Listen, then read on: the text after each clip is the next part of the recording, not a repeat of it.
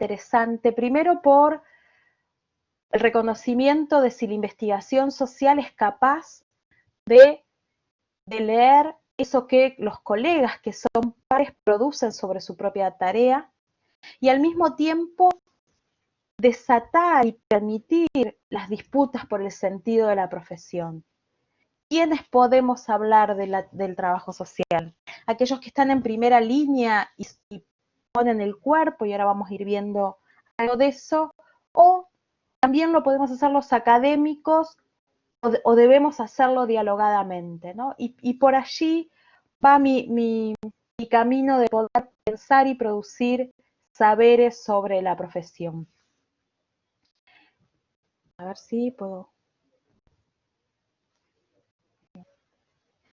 Ahí una de las cuestiones que me parece que el contexto de pandemia puso en evidencia son las dificultades que ya teníamos previamente, ¿no?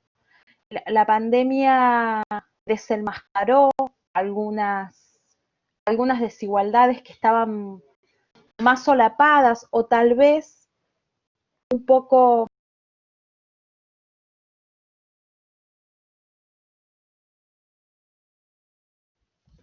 ¿Me escuchan?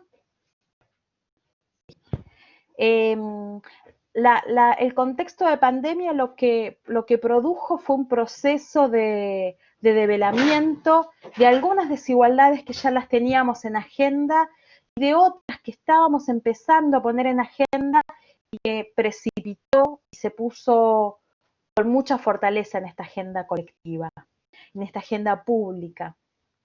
Y ahí veníamos pensando en términos de cómo esta invitación de que pensar los procesos de intervención profesional en contexto de pandemia amerita traer esta matriz de 4, tal vez 5 ejes estructurantes.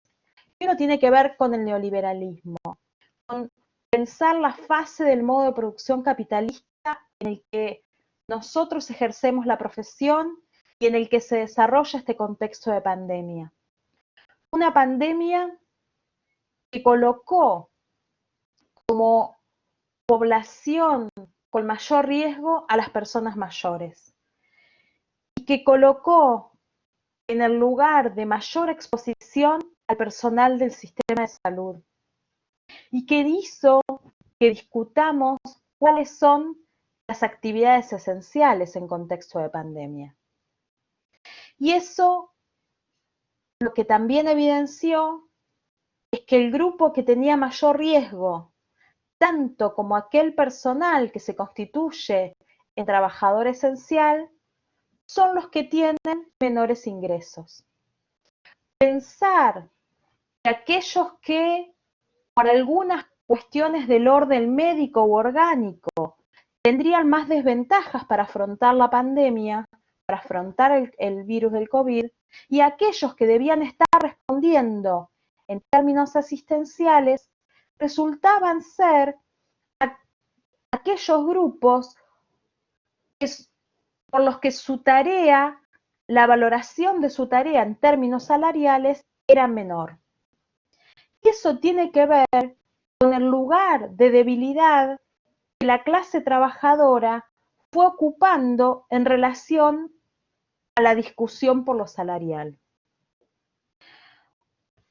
Hasta aquellos estados que tuvieron una actitud de cuidado de la población y acrecentamiento de los trabajadores del sector salud, lo hicieron en condiciones de precariedad laboral. Porque aquellos trabajadores que ya estaban en el sistema también estaban precarios. Y esa precariedad empieza a producirse entramadamente como una condición del estar siendo en nuestras sociedades contemporáneas, en un capitalismo financiero transnacional y con una expresión del neoliberalismo hecho cuerpo, hecho percepción y hecho acción en nuestras existencias.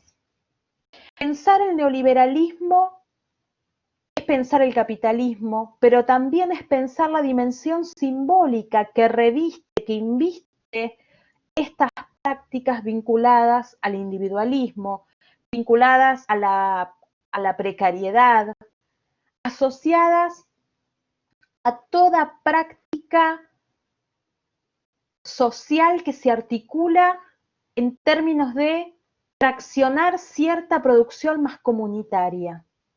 El neoliberalismo se hace presente al tiempo que la apelación al autocuidado y al cuidado del otro emerge como una necesidad. Hemos sido formateados para pensar egoístamente desde el neoliberalismo y la pandemia nos dice que solo podemos ser preservados del virus si el otro también me cuida. Esta paradoja del siglo XXI frente a una enfermedad contagiosa de las que creíamos que habíamos prescindido, pone en evidencia la fragilidad del neoliberalismo para organizar nuestras vidas sociales, para organizar nuestras sociedades. Y al mismo tiempo pone en evidencia esta idea de que la precariedad es algo que produce el neoliberalismo, también se traduce en el reconocimiento de que la precariedad es lo que nos define humanos. Nuestra existencia es precaria. Siempre necesitamos de otro. No hay manera de existencia en el mundo sin la mirada, sin el cuidado, y lo podemos pensar desde el bebé que llega al mundo y necesita la presencia del adulto que lo sostenga para que hasta que sea capaz de autocuidarse.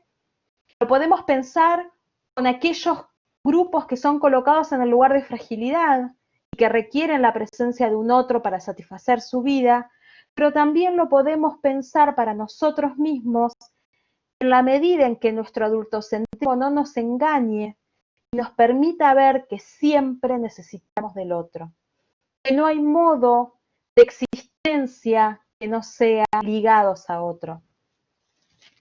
Pero otra cuestión que la pandemia puso en evidencia y que constituye esta matriz tiene que ver con el patriarcado. Y ahí el feminismo y fundamentalmente los estudios de género vinieron a interpelar algunas de nuestras certezas. El patriarcado se expresa de múltiples maneras, una de ellas va a ser vinculado a la producción del mundo privado. El patriarcado organiza nuestras vidas marcando un límite fuerte entre aquello privado y aquello público. Hay cosas que hoy no toleramos que nos digan que tenía que ver con la organización sociofamiliar. Pero pensemos hace 20 años cómo explicábamos algunas prácticas sociofamiliares desde esta idea de que lo que pasa en la casa es problema de la gente, ¿no? Esta fenomenal afirmación que el feminismo nos regaló, que lo personal es político, nos produce y nos posibilita un corrimiento de aquellos lugares vedados para que podamos pensar desde la profesión. Porque también nosotros, como trabajadores sociales, hemos sido moldeados por el discurso social en clave fuertemente patriarcal. Nosotros construimos ideas de familia que se sustentan en estas ideas patriarcales. Pensamos los cuidados, pensamos a quién le reclamamos cuando un sujeto de nuestra práctica requiere la presencia sociofamiliar. ¿A quién llamamos primero para que se presente el servicio social? ¿A la madre del niño la convocamos a la escuela? Lo pensamos colectivamente, lo pensamos que cualquiera de los padres debe venir. Hay algunas cuestiones que nos habilitamos, pero de hecho, si antes, cuando la temporalidad que se construye en este antes, vinculado a los aportes para romper el patriarcado, son un antes muy corto. Yo creo que eso es una de las cuestiones más maravillosas de la posibilidad de esta ruptura que el feminismo nos habilita, porque muchas de esas rupturas son tan recientes que tal vez todavía no le he puesto nombre, que son tan en proceso que tal vez no hemos sido capaces, tal vez no haga falta, de nombrarlo y de narrarlo. Otro modo de presencia del patriarcado tiene que ver al interior de nuestras actividades académicas, al interior de la producción de los prestigios profesionales. Una profesión altamente feminizada, recién hace pocos años tiene la presencia más femenina a la hora de pensar las producciones académicas. Si pensamos, si miramos las bibliografías de las materias las que damos o las asignaturas que hemos tomado, miramos cuántas autoras femeninas damos hoy, cuántas autoras mujeres, féminas, que se autoperciben mujeres, damos hoy, y cuánto dábamos cuando nos formamos nosotros, claramente vamos a encontrar una diferencia.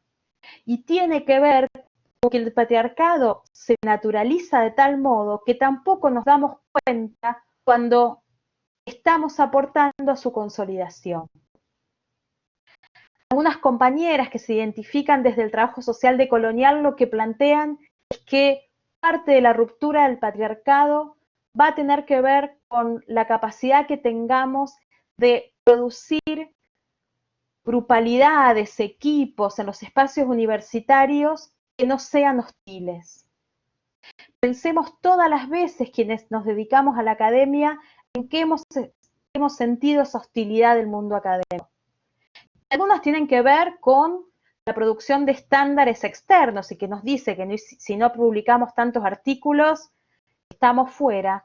Pero a veces tiene que ver con cuestiones bastante más sutiles en esto de cuántas veces las compañeras hemos estado haciendo de secretaria a nuestros compañeros, porque les aburre llenar planillas, ¿no?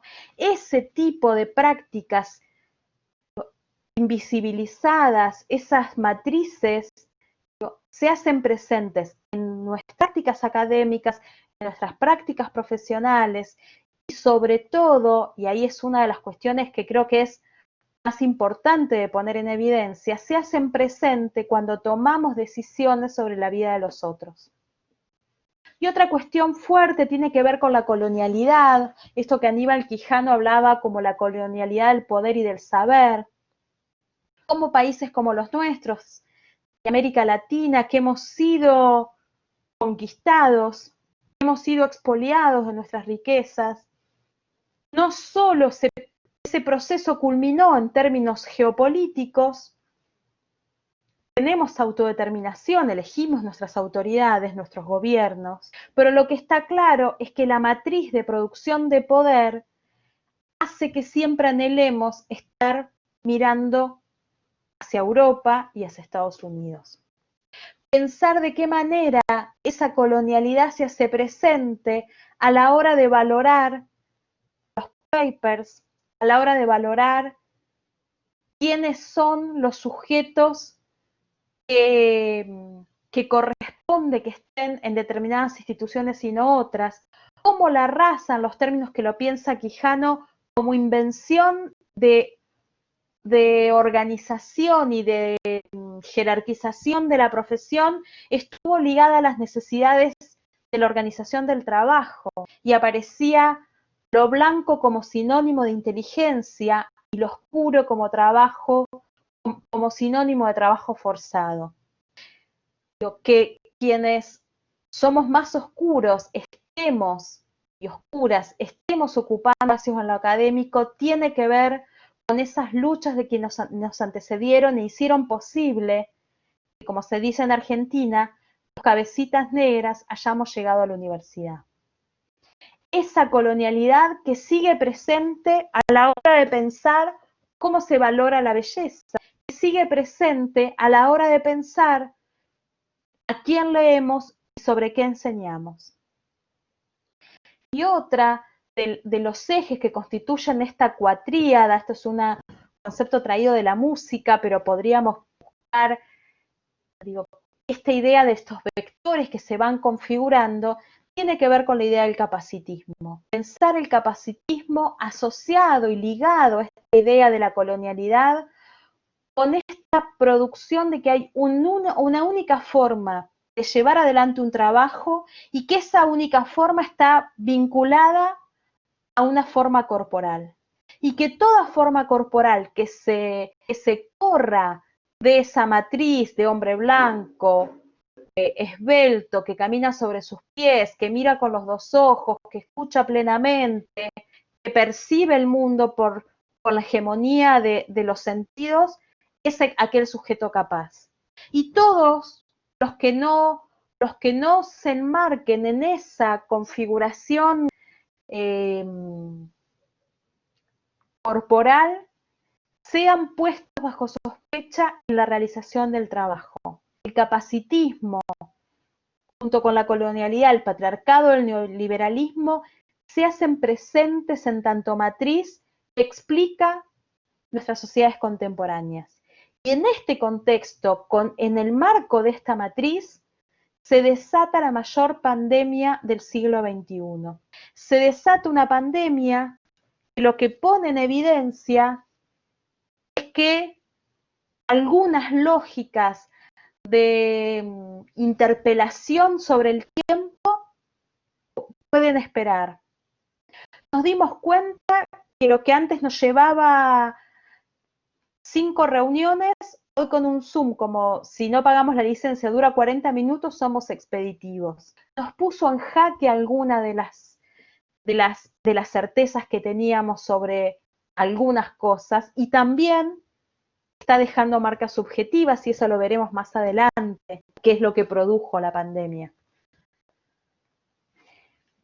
Pensando en esta idea de cómo en el nivel estructural se produce este cruce de neoliberalismo, patriarcado, colonialidad y capacitismo, otro de los ejes que me parece que es interesante traer tiene que ver con la discusión sobre cómo pensamos las diversidades o diferencias. Durante mucho tiempo producimos debates en relación a que la desigualdad o las desigualdades asociadas a la clase no resultaban suficientes para explicar las formas de organización social y la configuración de los sujetos que convivimos en nuestras sociedades. Necesitamos durante mucho tiempo reafirmar los procesos identitarios y señalar y advertir en nuestra América la diversidad es una marca constitutiva. Los estados-nación se fundaron sobre naciones preexistentes. Pusimos en evidencia los rasgos identitarios de las comunidades originarias. Necesitamos gritar que había diversidad. Pero en términos analíticos y pensando en los desafíos de la intervención de trabajo social, una de las cuestiones que me parece que son interesantes para poder repensar esta idea de diversidad es lo que Carlos Escliar desde la educación nos dice: la diversidad es necesario de tener presentes su existencia, pero lo que no nos termina de develar son las relaciones de... Ay, me sale. Bueno, de mayor y menor, las asimetrías que están por debajo del reconocimiento de las diversidades. Si nosotros solo describimos diversidades y no damos cuenta de las asimetrías con las que se constituyen, de los etnocentrismos desde las que se la piensa, no tenemos capacidad explicativa y al fin de cuentas no tenemos capacidad transformadora. Él propone de la mano de Deleuze la idea de pensar las relaciones de diferencia. Él dice, no tiene que ver con identificar a los diferentes, sino poder pensar cómo en las relaciones, y podríamos agregar en las relaciones de intervención en lo social, lo que se produce, ese espacio entre el sujeto trabajador social y el sujeto de la práctica, lo que se produce en el medio son relaciones de diferencia. Y que no tiene que ver con que yo sea diferente al otro y el otro es la unidad de medida, sino que esas diferencias están presentes siempre que me encuentro con otro. Pero hay otros autores que dicen, si bien es cierto que la idea de relaciones de diferencia es un salto cualitativo a la idea de identificación de diversidades, sigue habiendo allí una tradición de que por la excusa de las pedagogías de las diferencias, de la educación de la diferencia, se termine interpelando a que seamos conocedores exhaustivos de los diferentes. Al fin de cuentas, de lo que se trata es de singularidades. Pensar la singularidad asociada a la subjetividad, una subjetividad que nunca es individual exclusivamente. Subjetividades que responden al tiempo histórico en el que se viven y se desarrollan, pero fundamentalmente el reconocimiento de la multiplicidad.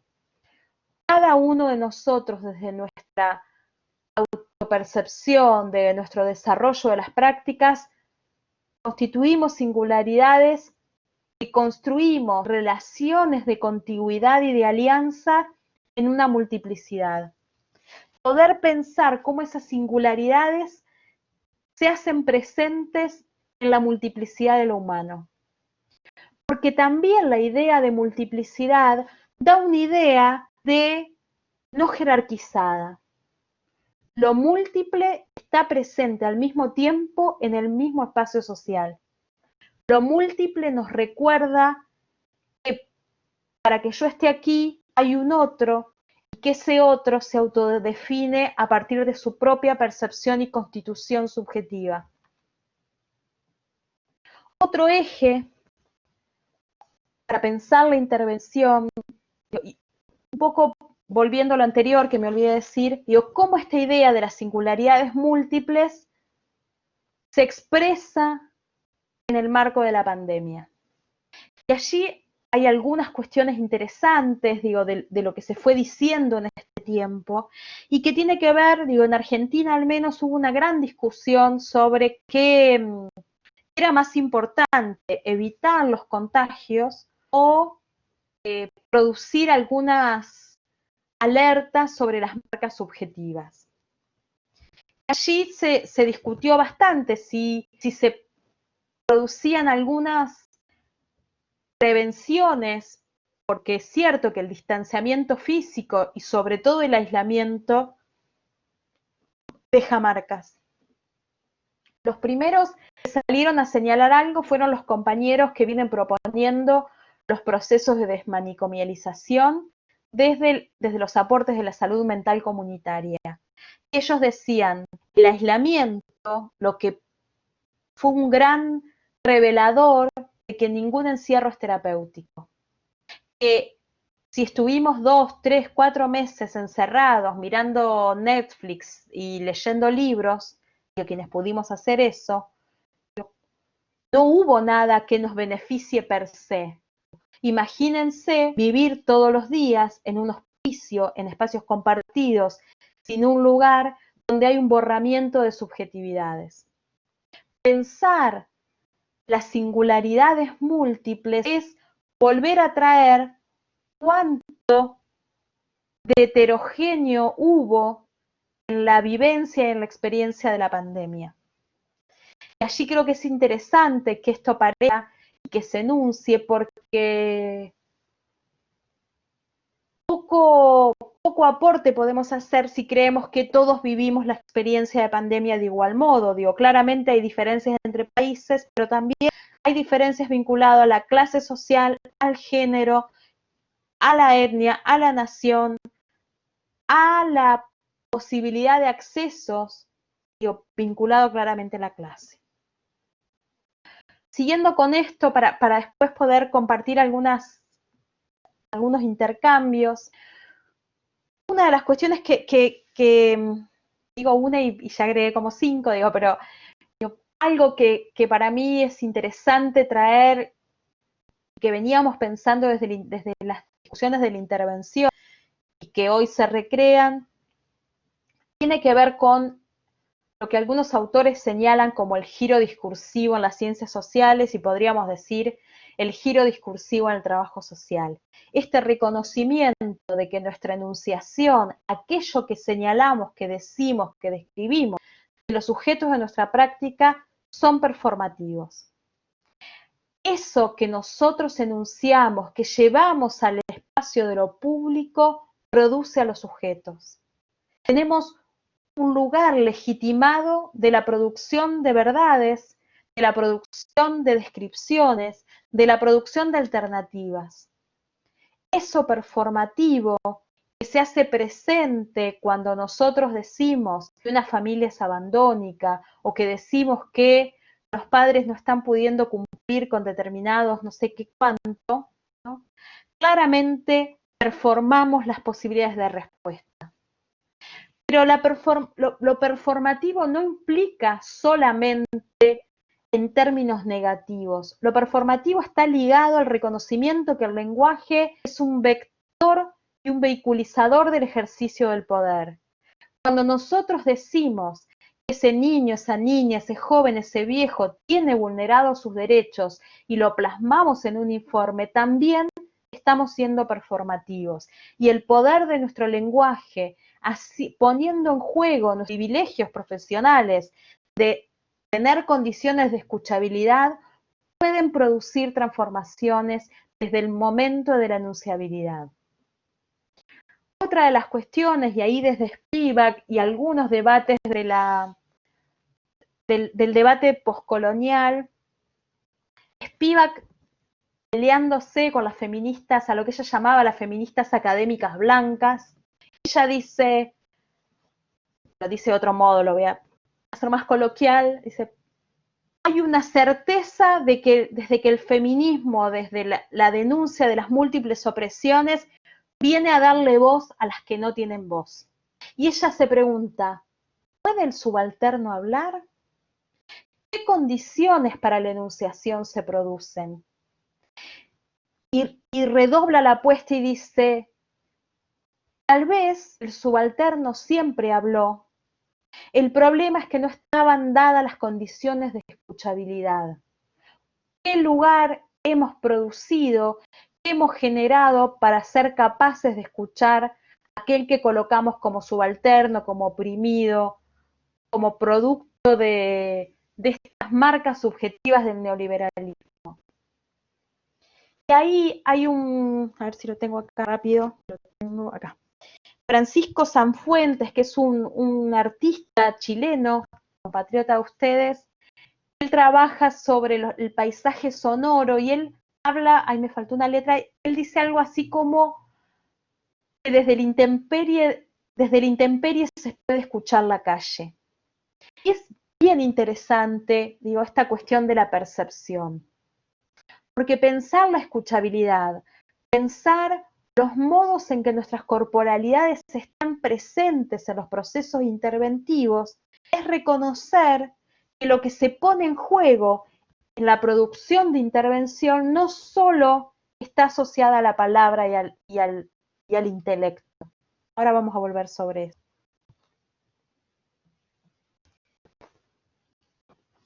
Y ahí decimos, la intervención la pensamos en plural, la pensamos como intervenciones, porque siempre la intervención en lo social, la intervención de los y las trabajadores sociales, siempre es situada. Pensamos la intervención como con un rasgo puramente plural y situado. Y también señalamos que pensar la intervención y las intervenciones nos liga, nos enlaza a pensar las políticas de producción de los cuidados. Al inicio decíamos que no es posible pensarnos si no es en clave de interdependencia. Que el rasgo más humano que tenemos es que siempre necesitamos de un otro. Los y las trabajadoras también. parte de la política de producción de cuidados nos tiene allí advirtiéndonos que esa producción de cuidados siempre es para los sujetos de nuestra práctica, pero también para nosotras y nosotros. Pensar el cuidado como este rasgo, como esta acción de sustentabilidad de la vida, es pensar que el trabajo social produce prácticas de cuidado, aporta la producción de pensar buenos vivires. Pensar la intervención como un acontecimiento y pensar la escenificación de los cuidados. Con esta idea que Sanfuentes desde el arte él nos invita a pensar cómo los rastros de quienes nos antecedieron dejaron estelas de sonidos que serán inaudibles si no estamos dispuestos a escuchar. Pensar el trabajo social desde una tradición, pensar qué estelas de sonido dejaron quienes nos antecedieron, cuánto de ese acontecimiento que pasó dejó alguna certeza sobre qué queremos que sea el trabajo social. Nos invita también a pensar cuáles son los repertorios que hemos sido capaces de inventar hasta ahora y tal vez de los que debemos ser capaces de inventar. Pensar la intervención y las intervenciones como parte de un repertorio y una política de sustentabilidad de la vida nos invita a pensarnos en ese carácter interdependiente. Y vengo planteando ya hace un tiempito esta idea de que pensar la intervención del trabajo social es pensar en habitar la incomodidad. Intervenir es incómodo. No hay nada de recetas a la hora de pensar la intervención de trabajo social. No hay nada de certeza sobre si aquellos objetivos que nos trazamos van a llegar a buen puerto, porque fundamentalmente no dependen solo de nosotros. Pensar los procesos de intervención es pensarnos vinculados a otros, pero fundamentalmente es pensarnos en esta interdependencia. Y ahí decimos, nuestros cuerpos y nuestras cuerpas están presentes en los procesos de intervención profesional. No hay un modo de existencia del humano que no sea corporal. Así que esta frase que hemos repetido muchas veces de que ponemos el cuerpo, de que dentro de las disciplinas de las ciencias sociales somos las que ponemos el cuerpo, lo que invitamos a pensar es qué idea de la corporalidad estamos construyendo. ¿Pensamos una corporalidad asociada exclusivamente al orgánico? ¿Pensamos la corporalidad desde la múltiple sensorialidad? ¿Cuánto hay de esta escucha y de esta estela de lo que nos antecedieron que seamos capaces de escuchar? ¿Cuál es el registro de visualidad que hemos construido y que aportamos cuando formamos sobre aquello que vamos a mirar? La mirada del trabajo social es algo que es muy cara, que es muy valorada, ¿no? Esta idea de que queremos hacer la visita domiciliaria porque ahí podemos ver algo que otros instrumentos no nos brindan. Pensar el registro de la visualidad, el registro de la mirada, de la escucha y de la percepción del mundo es volver a pensar que si nuestro modo de existencia es corporal y la práctica del trabajo social es una experiencia corporal, no podemos negar aquello que sentimos. Cuando pensamos en evitar la incomodidad, estamos pensando que cuando escuchamos una historia dolorosa de los sujetos de la práctica, nos conmueve y esa conmoción se hace cuerpo. Si nosotros ponemos en valor esta producción de la corporalidad, esta múltiple sensorialidad presente en los procesos interventivos, tenemos la posibilidad de construir algunas alertas para el cuidado. ¿Cuántas veces en una entrevista sentimos ese nudo en el estómago porque no podíamos creer las condiciones de violencia en que vivía la fulana a la que estábamos entrevistando? Si a eso no le ponemos palabras, si eso no permitimos que emerja, y lo estoy pensando en en términos colectivos, porque nos fue pasando a cada uno, pero a veces no tenemos ese equipo profesional que nos contenga, con esa, como dicen los colombianos, que contenga esa rabia, ese enojo por las marcas de la desigualdad, la trayectoria de los sujetos con los que trabajamos. Habitar la incomodidad implica reconocer cómo las palabras, cómo el lenguaje son performativos y también son vehículo de la producción de mejores vivires. Nuestra palabra muchas veces que contiene, que abraza, se hace presente. Y aquí, digo, es puesta es tensionada en este momento, cuando esa corporalidad más clásica que pensamos de ir a hacer la visita o de tomarle la mano cuando se larga a llorar, no lo podemos hacer porque tenemos que cuidar al otro y garantizar distanciamiento. La palabra opera, la cadencia del ritmo de la palabra opera reemplazando tal vez ese repertorio que teníamos. ¿Será para siempre? ¿Será por un tiempo? Pensar los sujetos con los que trabajamos, pensar los poderes, la micropolítica que está presente en todas nuestras prácticas profesionales, es volver a recrear esta tensión inmanente de la profesión que tiene que ver con cuánto aportamos a la perpetuidad del mundo tal cual es y cuánto aportamos a la producción de transformaciones societales.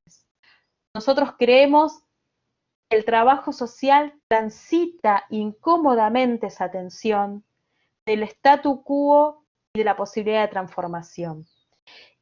Y que en la medida en que nos reconozcamos, que podamos hacer audibles esas estelas de sonidos de quienes nos antecedieron, seremos capaces de producir mejor trabajo social.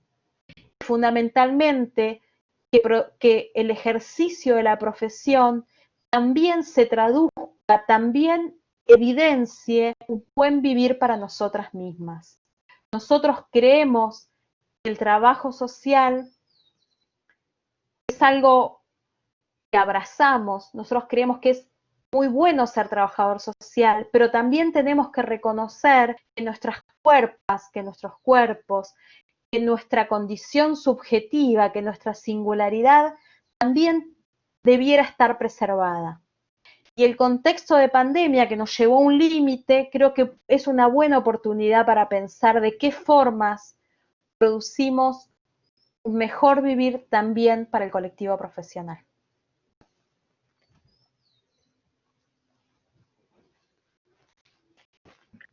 Muchísimas gracias, Paula. Ha sido magistral tu exposición.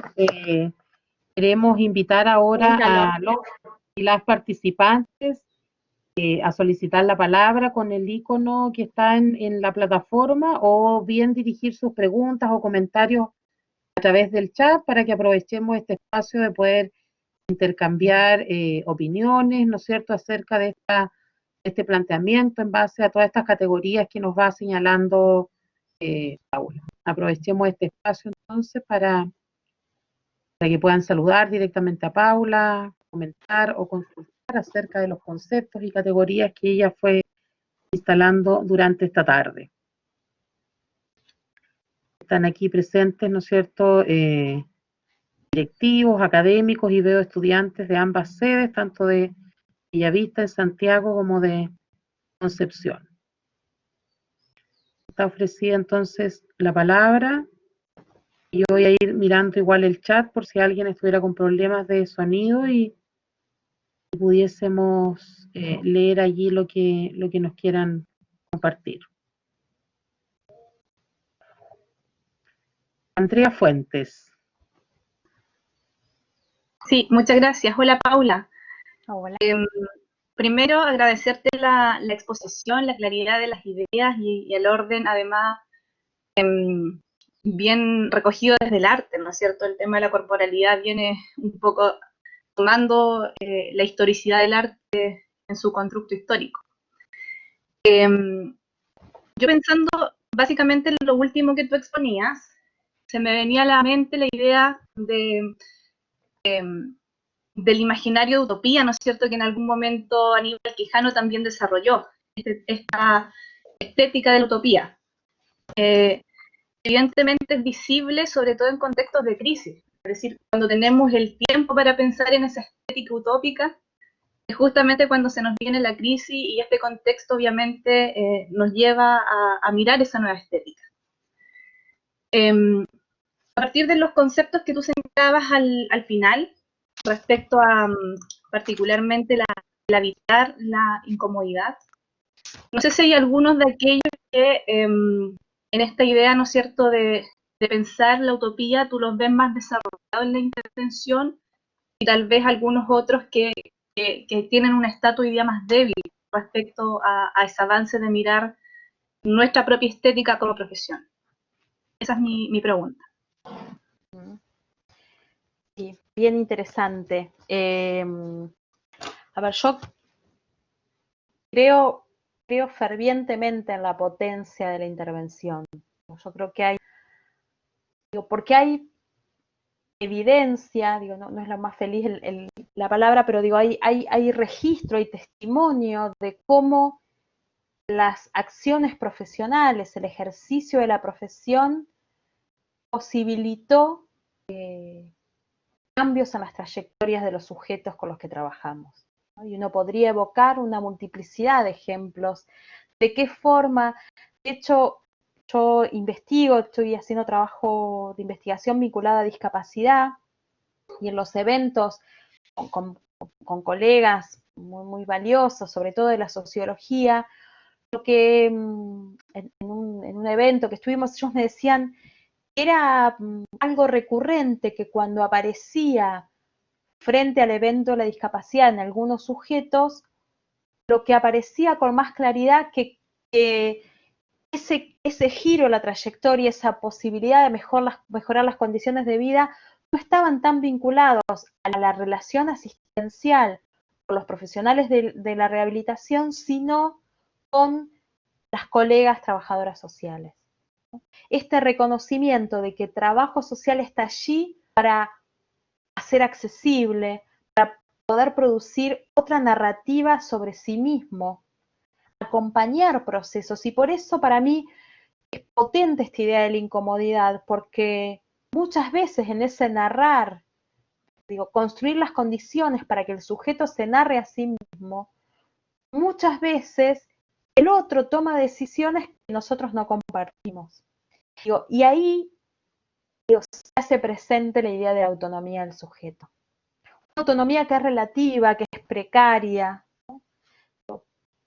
Y también yo creo que en eso el recorrido de nuestra profesión y de nuestros debates disciplinares ha hecho que algunos colegas liguen más o liguen también esta utopía y esta transformación a cambios más genéricos, más societales, ¿no?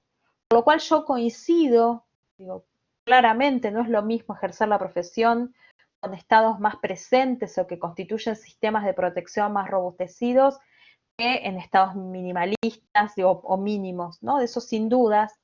Pero creo que ahí hay que tener presente que esa producción de sociedades otras, de la posibilidad de transformación, no depende exclusivamente de la profesión, ¿no?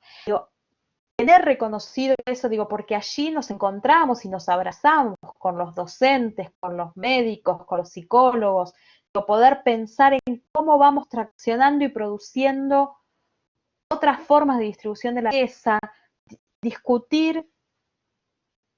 Estuve releyendo ayer un texto de Reigada que el antropólogo mexicano que viene discutiendo la cuestión de la desigualdad y hace toda una crítica que los 80, 90 y principios del 2000 las ciencias sociales abandonaron la discusión de la desigualdad y todos se hicieron y nos hicimos expertos de pobreza.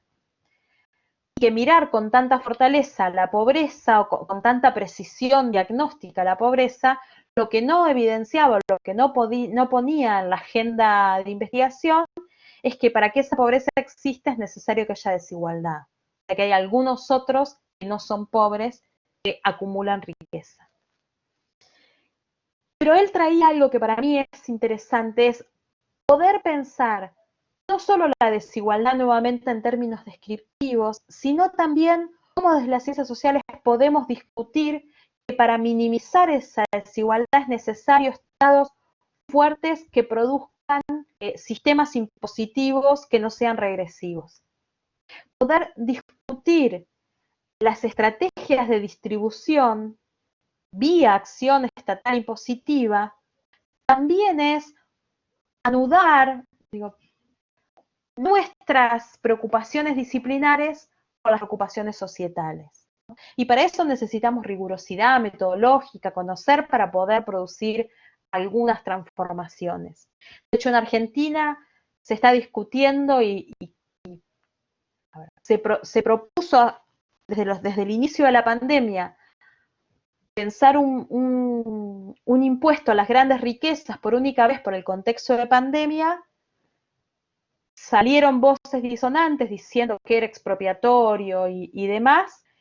El gobierno siempre dice que está en agenda, pero pasaron tantos meses y la ley todavía no se trató, ¿no? Claramente, en ese punto, varios académicos, varias unidades académicas salieron a sacar pronunciamientos diciendo que se ve con buenos ojos que se apruebe esta ley, ¿no? Y creo que ahí, eso nos hermana en luchas con otros profesionales del campo de lo social, pero no es algo exclusivo nuestro, ¿no? Creo que, porque inclusive pensar la potencia transformadora de la intervención, no solo la intervención es en el uno a uno, ¿no? En el abordaje de casos, en el abordaje de la singularidad. También está presente cuando proponemos algún programa para atender aquellas situaciones que hasta ahora no estaban en agenda, ¿no? Pensar la potencia de la profesión también es poner en valor aquello que trabajo social viene haciendo desde hace tantos años. Porque también, si no, y a la hora de pensar en la formación de los compañeros estudiantes, creer que hay una potencia en esa intervención, que es para lo que los estamos formando, ¿no? Y me parece que eso hace que se ponga en valor la intervención, hace que encontremos algunos aportes interesantísimos del colectivo profesional poniendo en valor esa potencia de la intervención. Me parece que ahí hay algo que se evidencia con mucha fortaleza a la medida que parafraseando otros colectivos, que construyamos orgullo de trabajo social, ¿no? Me parece que eso hace falta porque pasó que no hubo orgullo, que lo que se buscaba era parecernos a otras profesiones, a otras profesiones de las ciencias sociales. Y en eso nos merecemos construir nuestro propio orgullo. Para mí. Muchas gracias, Paula. Andrea, no sé si acoge ahí lo que tú planteabas a Paula en base a su respuesta. Sí, absolutamente. Muchas gracias, Paula. Me quedó clarísimo la apuesta. Qué bien. Sigue ofrecida la palabra, comentarios, consultas a Paula, que nos remece con estas categorías que en nuestro país yo diría que empieza a haber un gran remecimiento antes de la pandemia y que se genera el año pasado, producto, ¿no es cierto?, del estallido social en el que se hacen evidentes y se verbalizan las necesidades, ¿no es cierto?, y demandas sociales que, como tú bien dices, han sido parte del repertorio habitual del trabajo social, pero que quedan allí puestas en una escena global y que la pandemia de alguna manera retoma o nuevamente, digamos, hace un giro respecto de eso que viene sucediendo y evidenciándose con mayor contundencia, por así plantearlo, para y cómo nuestra, digamos, este llamado que tú haces me hace mucho sentido, esto de que vivamos o que definamos efectivamente cómo vamos a entender esta idea de corporalidad respecto, ¿no es cierto?, de nuestro rol, de nuestra intervención, sobre todo por por lo que significa en esa corporalidad el haber estado en un escenario hacia afuera el año pasado y ahora luego en un llamado, digamos, o en un replegarse hacia adentro, ¿ya? Pero de todas maneras, ahí han quedado resonando cuestiones que están en pleno desarrollo, en discusiones respecto a nuestra intervención. Así es que una invitación nuevamente a nuestros académicos y estudiantes a plantear ideas, consultas. Aprovechemos el tiempo que tenemos disponible junto a Paula para poder, ¿no es cierto?, seguir avanzando. Cristian, parece, ¿estás con el micrófono abierto? Sí, Sí, dale, Cristian. voy a ponerle el video para que Paula vea. A ver si es que se puede. Ahí. Hola Paula, un gusto. ¿Cómo estás? Agradecer la presentación. Llegué un poquito tarde, porque estaba en otra reunión, pero alcancé a engancharme al final. Y bueno, respecto a este último tema, preguntarte, y hay algo que me hace resonancia también con otros colegas, con otras y otros colegas con los que hemos estado conversando. A propósito de el rol interventivo que tienen también aquellas y aquellos que no son necesariamente profesionales del trabajo social y que han hecho frente a la pandemia. ¿Cómo ha sido, no sé, el caso en Argentina? Si nos podrías contar un poco y también ahí, ¿cómo tú lo visualizas dentro de estas performáticas, ¿no es cierto? Que no necesariamente tienen un anclaje disciplinar, sino que en el fondo nacen, ¿no? De lo que tenemos en común en Latinoamérica, probablemente que tiene que ver con cierta solidaridad con con la otra edad, ¿no es cierto? Eso, si nos puedes contar un poquito de eso, que me parece muy interesante también a propósito de esta discusión. Bien. Sí, ahí, a ver, los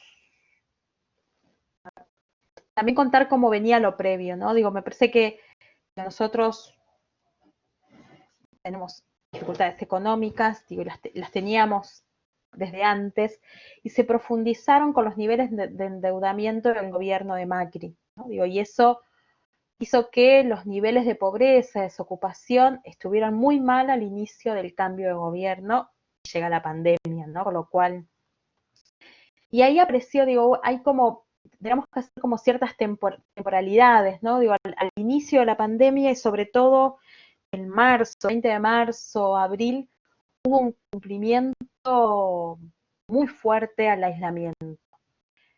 Y eso hizo que algunos comedores comunitarios no dejaran de trabajar porque, bueno, era un riesgo y sobre todo la cuestión de lo incierto, ¿no? Que me parece que es un poco lo que nos fue pasando a todos, ¿no? Como no sabíamos si el virus estaba, si salías a la calle y venía el virus y te abrazaba, ¿no? Digo, todo lo que nos fue pasando, digo, la cuestión del tapaboca y demás.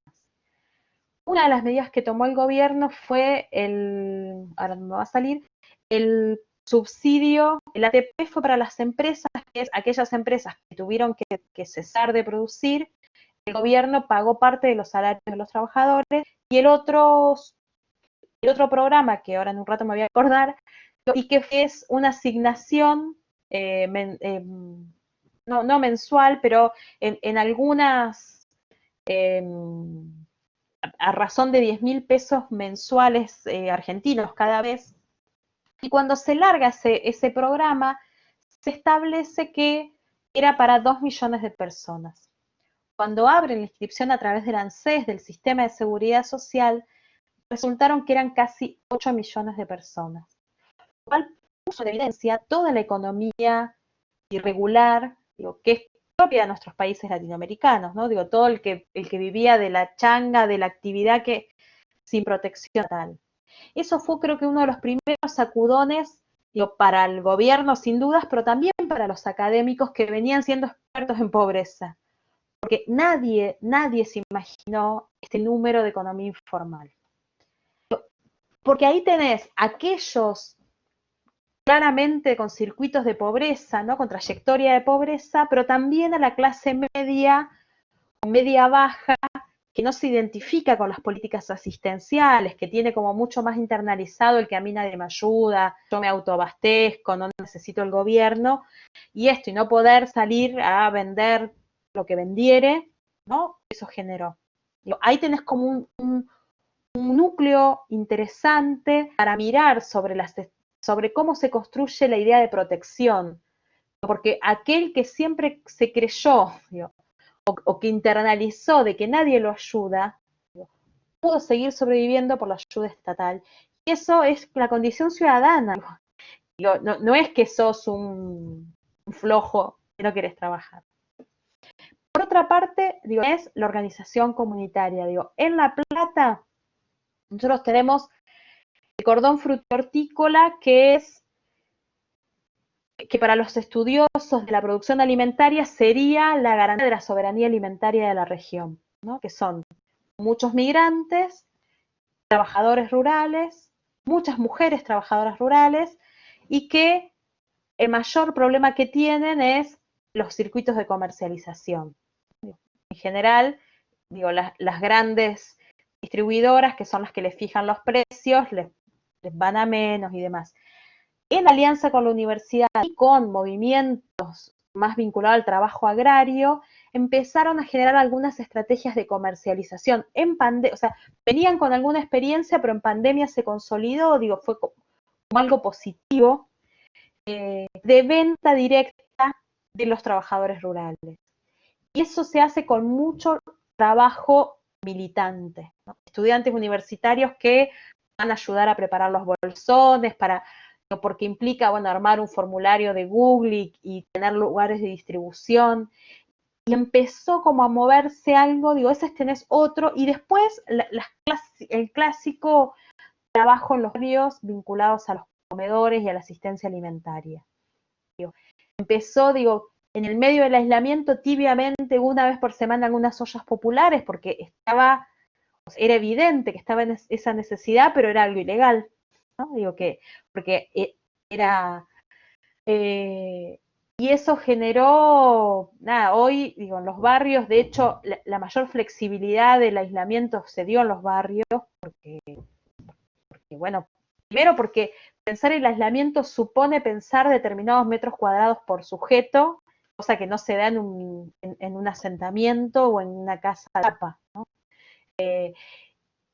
En abril, más o menos, el gobierno en el conurbano salieron a decir de hacer el aislamiento en el barrio, ¿no? Como esta idea de, bueno, no tenés espacio suficiente, pero no vayas al centro de la ciudad y tomes un transporte público, que es como el mayor lugar de contagio, que los sectores populares hagan el aislamiento en el barrio, porque si no también se construía una mirada muy hostil de que, digo, los primeros, digo, los casos se incrementaron por quienes venían de viajar al exterior, digo, pero cuando esos grupos bajaron los índices de contagio, el problema eran estos negros que no se cuidan, que yo al final no puedo hacer nada, ¿no? Digo, esto apareció muy fuerte y alimentado por los medios masivos, ¿no? Hay ahí como digo, por eso esto cuando yo proponía pensar esta idea de esta matriz entre neoliberalismo, colonialidad, patriarcado y capacitismo, tiene que ver con eso, con cómo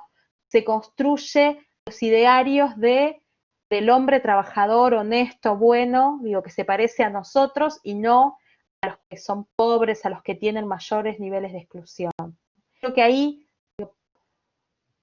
hay una fortaleza de redes de sociabilidad comunitaria en los sectores populares que no tienen las clases medias, y eso se evidenció con el programa de transferencia de ingresos, ¿no? Digo, los sectores populares la pasan mucho peor, pero tienen mucha más red consolidada, ¿no? Digo, y en eso. Y después, bueno, hubo mucha propuesta de voluntariado, sobre todo en la universidad. Ahí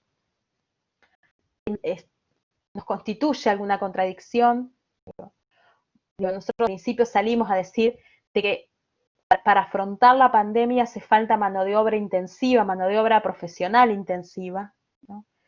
Porque porque son situaciones de mucha perplejidad lo que generó esto. Entonces no podés mandar a un pibe, digo, bien intencionado, a que vea, digo, que tal vez por primera vez ve con cuestiones de mucho dolor, ¿no? Entonces, digo, requiere como un conocimiento, pero también es cierto que hace falta que esté eso, ¿no? Como que en eso fuimos también, sobre todo viendo las compañeras que estaban en primera línea, que después de tantos meses resultaba reparador que vengan estudiantes a acompañar a los procesos y eso, y sentirse. Hoy los niveles de agotamiento del personal de salud fundamentalmente son muy altos. Nadie esperó que se extienda más y de hecho son los más temerosos frente al nosotros ahora a partir de hoy creo, pasamos del ASPO al DISPO, del aislamiento social al distanciamiento, con lo cual todo estaría volviendo a su ritmo más habitual, con el riesgo de que eso dispare el número de contagios, ¿no? Porque bueno, mientras no haya vacuna, o no, digo, tal vez, ahora, en la ciudad que yo vivo, que es La Plata, disminuyó la cantidad de casos desde hace 3 semanas, y ya hay un movimiento importante en la ciudad. No sé si te respondí Sí, gracias. Gracias, Paula. Gracias.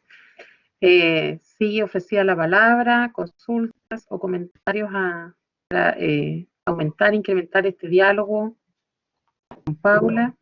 Quizás Paula, a partir en el mismo tono en que hacía una consulta Cristian para conocer de la realidad, ¿no es cierto?, de ustedes, quizás el poder compartir con aquellas acciones que también se han podido emprender por esta vía, ya como en el fondo el comportamiento y la variabilidad ha sido bien diversa en cada uno de nuestros países. Se sigue manteniendo en muchas zonas bastante restricción, pero sin embargo, como tú bien dices, todas aquellas labores o acciones que se desarrollaban necesariamente en el contexto exterior, acá no se habla de las changas, sino que los pololitos, ya es como la forma sería como el sinónimo de esa expresión, trabajo informal, quedan limitados y sigue aumentando mucho la necesidad de poder, digamos, hacer frente a ello. También acá se generó mucha especulación respecto a que nadie recibía los bonos o los subsidios o nadie calificaba para esos beneficios que se estaban definiendo.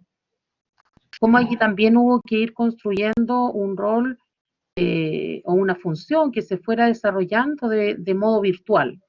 Si eso tú también lo observaste, porque sin duda nosotros vemos que acá las colegas y colegas del área de la salud son los que han estado necesariamente más al frente, como dices tú, en esta primera línea, gente que trabaja en la atención primaria, en hospitales, pero como también hay todo un otro núcleo de trabajadores sociales y de estudiantes que también han tenido que ir adecuando la intervención a propósito, ¿no es cierto?, de la forma que se nos ha ido presentando como más segura o como más posible, ¿no? ¿Cómo ha sido la experiencia o qué discusiones se han suscitado a propósito de eso en Argentina?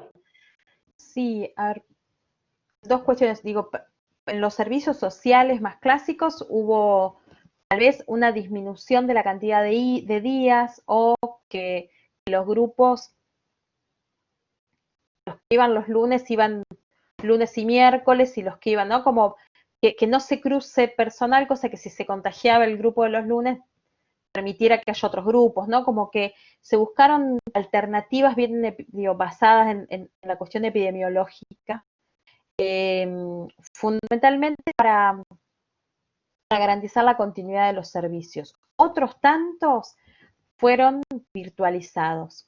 Y ahí, en esto de la corporalidad, con uno de los compañeros del PAMI, que es la obra social de personas mayores, que claramente dejaron de atender el servicio social presencial y de hacer visitas, lo que aparecía como como preocupación es cómo hacer, digo, para este grupo que es el más vulnerabilizado en términos epidemiológicos, para sostener o para garantizar digo, sobre todo en aquellos casos, digo, quienes hemos laburado con viejos, en esos casos donde hay cada tanto este vínculo y que el sujeto sabe que está la trabajadora social si me pasa algo, ¿no? O sea, ¿cómo garantizar ese lazo, ese vínculo sin poner en riesgo, ¿no? Y ahí apareció, digo, y discutíamos bastante con esto de la corporalidad, de cómo la corporalidad no solo es en el estar presente físicamente, y por eso preguntar qué idea de corporalidad manejamos, o sea, qué idea estamos pensando, porque también la corporalidad tiene que ver con la tonalidad de nuestra voz. Y que tal vez esa llamada, de hecho, Provincia de Buenos Aires habilitó un 0800 de salud mental para aquellas personas mayores que requirieran el sostenimiento por angustia, ¿no? Esto de no poder ver a los nietos, bueno, todo lo que fue pasando, ¿no? Empieza a aparecer otros mecanismos u otros vehículos de seguimiento y de acompañamiento que tal vez no se nos hubiesen ocurrido si no había pandemia, ¿no? Después, digo, otro punto fundamental tiene que ver con la continuidad pedagógica, con este esfuerzo colectivo de sostener la actividad docente y la actividad estudiantil, digo, de seguir aprendiendo y produciendo saber en entornos virtuales, ¿no? Digo, muchas de nuestras asignaturas, digo, teníamos pensado la actividad práctica, el taller, digo, como presencialmente, ¿no? Esta idea de trabajamos idea de la vital identidad y cómo la corporalidad debe ser entrenada en términos perceptivos para poder evidenciar eso. Pero bueno, hay cosas que hemos tenido que pensar que con el próximo grupo lo podremos trabajar distinto, pero también es cierto que hemos sido capaces de garantizar la continuidad pedagógica. En ese punto, esto de que uno se fue entrenando en grabar el video de la clase y dejarlo dispuesto, porque el estudiante tal vez estaba trabajando y no podía conectarse en el horario pautado, entonces hacíamos la clase en vivo y el que no podía la tenía disponible. Aprendimos a ser más creativos a la hora de armar alguna presentación, ¿no? Como que hay ahí algunas cuestiones que yo creo que podrían resultar interesantes para continuar. Pero bueno, también digo, con este riesgo neoliberal de que nos cuesta mucho a muchas colegas tener un horario de trabajo decente, porque como lo hacemos desde casa, en la habitación, y tal vez pasamos muchas más horas que antes contestando correos, digo, estar atentos, los profesores de las cátedras de primer año, que son los que más trabajaron para que no se produzca el desgranamiento, decían esto de mandarle un correo para decirle si no entregó tales tareas, estaba disponible, que si necesitaba algo que me escriba, lo podríamos seguir haciendo, porque eso implicó que para el estudiante que estaba iniciando una carrera universitaria y que de todo lo que se imaginaba que le iba a pasar a la universidad no lo tiene y que tiene un aula virtual, tener esta gestualidad de poder preguntar, che, ¿cómo andás? Y si necesitas algo escribir, contactate con la cátedra, digo, terminó siendo una buena práctica que podemos continuar haciendo, ¿no? Y también el agotamiento que produce, tantas horas de pantalla y demás, ¿no? Yo creo que en eso, en la actividad docente, digo, ahí me refería al universitario, también en la actividad de los equipos interdisciplinarios de las escuelas, ¿no? Digo, las escuelas públicas en Provincia de Buenos Aires, muchas brindan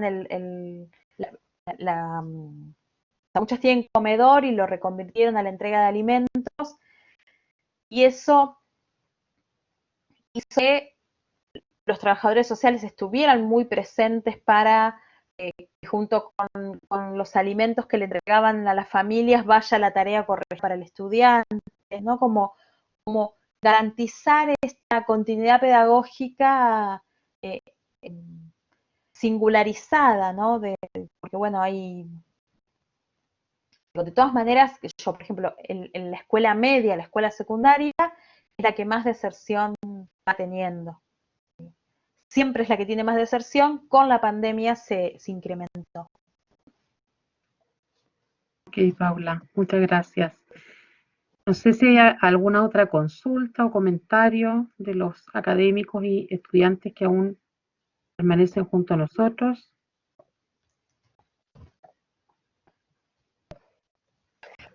Ha estado muy interesante esta presentación y las preguntas también que hemos ido pudiendo compartir contigo, Paula. Yo quiero reiterarte nuestro agradecimiento por habernos acompañado en esta tarde, por haber brindado parte de tu tiempo. Creo que no va a ser la última oportunidad en que podamos estar en contacto. Sin duda, quizás alguna de las bondades que podemos disponer es la facilidad con la que podemos conectarnos de esta forma, digamos.